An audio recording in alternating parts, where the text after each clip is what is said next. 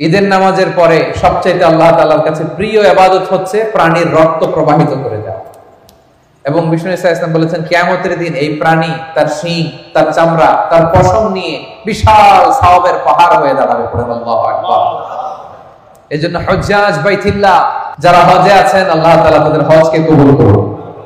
আমরা যারা কুরবানি করছি, আল্লাহ তাআলা আমাদের কুরবানিকে কবুল করুন। এই কুরবানি এটা হতে হবে হালাল উপার্জন থেকে। ইন্নামা ইয়াতাকাব্বালুল্লাহু মিনাল মুত্তাকিন, তিনি শুধু মুত্তাকিদের পক্ষ থেকে কবুল করেন, হালাল থেকে তিনি কবুল করেন।